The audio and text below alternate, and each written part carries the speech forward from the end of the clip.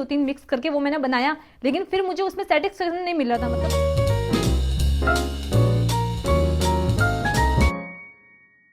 जैसे हमारे जो सबमिशन की डेट थी वो आगे कर दी गई थी, तो उस बीच मुझे आइडिया आया कि क्यों नहीं मैं इस ब्लाउज को थोड़ा और अच्छे से बनाऊं। जब टाइम मिल रहा है 7 दिन का, तो मैंने उस ब्लाउज को अच्छे से और ज़्यादा कुछ करके उसमें वेरिएशन करके स्लीव हटा के कुछ ऐसा करके फिर उसको बाद में पोस्ट किया। उसके बाद हमारा सिलेक्शन हुआ, हम समथिंग 300 350 ऐसे कुछ स्टूडेंट को सिलेक्ट किया था उन 3000 में से। फिर हमें दिया गया सेकंड टास्क में हमें दिया गया था जंपसूट दिया गया था। उसमें भी 2 से 3 वेरिएशन थी। उन्होंने हमें रेफरेंस फोटो दिया था और हमें बताया था कि आप इस तरह से बना सकते हैं, लेकिन उसकी मेथड क्या है, उसको किस तरह से कट करना है, किस तरह से स्टिच करना है, वो सब कुछ हमें खुद करना था। उन्होंने सिर्फ एक रेफरेंस फोटो दिया था कि आपको ये चीज़ है, आप इसमें अपने हिसाब से वेरिएशन कर दे सकते हो, लेकिन उसमें भी लिमिटेशन थी कि आप इतनी वेरिएशन ही कर सकते हो। तो हमारा सेकंड टास्क हो गया। उसमें भी उसके बाद हमें 150 स्टूडेंट को सेलेक्ट किया गया था, आई थिंक 150 समथिंग ऐसा कुछ था। फिर हमें दिया गया थर्ड टास्क में हमें एक ड्रेस दी गई थी इंडो वेस्टर्न टाइप की, जिसमें 1-2 ही नहीं बल्कि बहुत सारी ड्रेसेस का मिक्स था। स्लीव्स अलग से हो गया, अपर पार्ट अलग का, उसका फ्लेयर अलग से हो गया, उसका शरारा जो भी था, उसके अलावा उसकी स्लीव्स, उसके अलावा उसका दुपट्टा, सब कुछ अलग तरीके से था। मतलब बहुत मैंने भी जब फर्स्ट टाइम उस ड्रेस को देखा तो वो मुझे बहुत अच्छी लगी, लेकिन उसको किस तरह से बना, इस चीज़ को लेकर मैंने 2 दिन तक बहुत सारे मतलब ट्रायल लिए। उसके बाद मैंने देखा कि हाँ इस ड्रेस को किस तरह से बना सकते हैं, तो इसलिए मैंने उसमें ट्रायल लिए। ट्रायल समथिंग मैंने 4 से 5 दिन तक मुझे ट्रायल लेने में लगा। सच कहूं कि जितने भी मुझे टास्क दिए गए थे उसमें मेन चीज़ होती है ड्राइंग। अगर आपको कोई चीज़ बनानी है, ये मैं बात आपको बताना भूल गई थी, जब मुझे पहला टास्क भी दिया गया था तो मैंने उसकी प्रॉपर ड्राइंग की थी। ड्राइंग करके समझा कि किस जगह पर मुझे क्या वेरिएशन करनी है, उसके बाद मैंने उसका काम स्टार्ट किया था। और उसका भी मैंने एक ट्रायल बनाया था, फिर मैंने मेन फैब्रिक पर काम किया था। सेम जो हमारा सेकंड टास्क हुआ था उसकी भी मैंने एक गाउन बनाई थी, जंपसूट, तो उसका भी मैंने ट्रायल बनाया था। उसके बाद मेन जो हमारा गारमेंट होता है वो बनाया था, लेकिन उन सब में मैंने सिर्फ एक ट्रायल बनाया था। लेकिन जो मेरा थर्ड टास्क था उसमें कम से कम मैंने 10 से 12 ट्रायल किया होगा, क्योंकि सबसे पहले कागज़ पर मैंने ड्राइंग पूरा बनाया। ड्राइंग में समझा, हर एक पार्ट अलग से बनाया, स्लीव्स, दुपट्टा, शरारा, उसका टॉप, हर एक चीज़ अलग अलग पार्ट बनाई, समझने के लिए कि इसमें क्या क्या चीज़ आएगी। वो मेन ज़रूरी होता है। अगर आप कोई भी ऐसी डिज़ाइनर ड्रेस बना रहे हो तो ज़रूरी है कि आप उसको सीखने से पहले आप उसको देखो, उसका देख के आप समझो कि उस ड्रेस में क्या क्या चीज़ है जो हम अलग से कर सकते हैं, या फिर उस ड्रेस को किस तरह से बनाते हैं, उसके लिए मेन ड्राइंग ज़रूरी है। अगर आप अच्छे से करो तो बहुत बड़ी बात है, अगर आप नॉर्मली रफली स्केच करो तो भी कोई बात नहीं। मैं आपको वो सब भी दिखाऊंगी जो मेरी ड्राइंग से फर्स्ट सेकंड थर्ड टास्क, इसके अलावा फैशन शो के ड्रेस के, वो सब मैं आपको दिखाऊंगी पोर्टफोलियो के साथ में।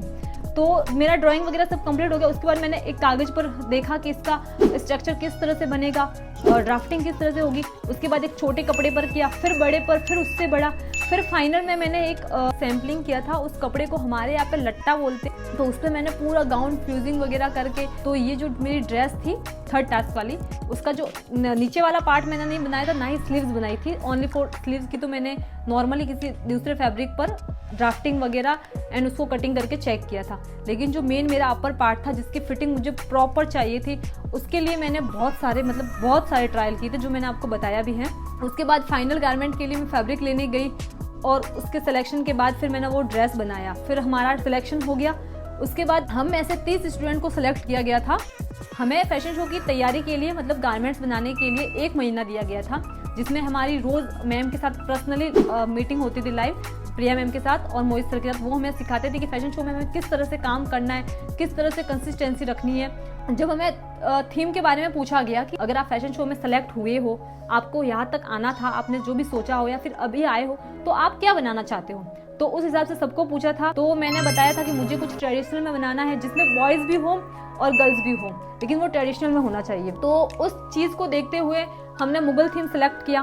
फिर मुगल थीम में गारमेंट किस तरह के बनाने हैं, मतलब वर्क को लेके उसमें किस तरह का फैब्रिक यूज़ होगा, तो उसके लिए ये हुआ था कि हमारे यहाँ जहाँ पर मैं जिस सिटी में रहती हूँ, जिस जगह पर मैं रहती हूँ, वहाँ पर हैंडवर्क कोई करता है नहीं करता मुझे बिल्कुल भी पता नहीं था।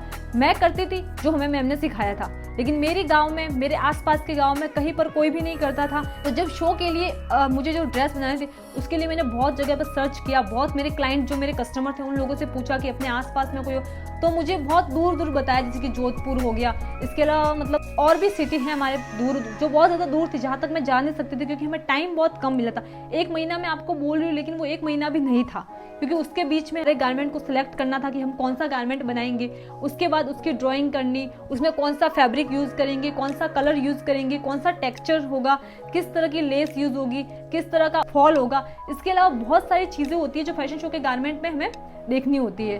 तो फैशन शो के कपड़ों के लिए हमने इतनी सारी चीज़ों को ध्यान में रखा। उसके बाद फाइनली हमारे ड्राइंग एंड सब कुछ कंप्लीट होने के बाद, फैब्रिक वगैरह सब कुछ देखने के बाद हमें ड्रेस मिलते हैं कि हमें ये ड्रेस बनाना है इतनी डेट तक।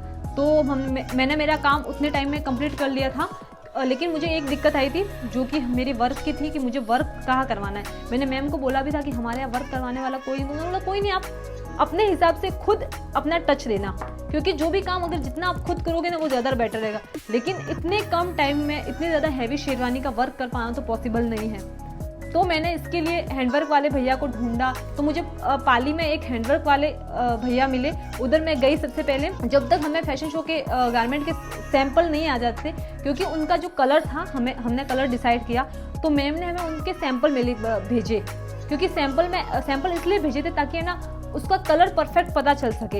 इसके लिए एक कलर बुक होती है, तो वो कुछ इस तरह से थी जो हमने फैशन शो के टाइम में ऑर्डर कर लिया था ताकि हमें परफेक्ट कलर के बारे में पता चल सके। तो आप देख सकते हो ये इतनी बड़ी बुक होती है 850, तो इसमें 850 कलर होते हैं। ये सारे सिल्क के थ्रेड से हैं, तो बहुत अच्छी है। ये भी हमें पता चल जाता है कि हमें किस तरह का काम करना। तो हमें सबसे पहले हमने ये ला ली थी, इसमें हमने सारे कलर फाइनल किए, क्योंकि कलर का जब हम डाई करवाते जरूरी नहीं है कि सारे कलर हमें मिल सके। मैं जिस एरिया में रहती हूँ वहाँ पे सारे कलर फैब्रिक मिल पाना बहुत पॉसिबल मतलब नहीं था, तो इसलिए इसमें देखकर कि हाँ ये कलर हैं हमने फाइनल किया, और वो सब मैंने डाई करवाया था। ज़्यादातर मेरे जो ड्रेस थे वो डाई किए हुए थे।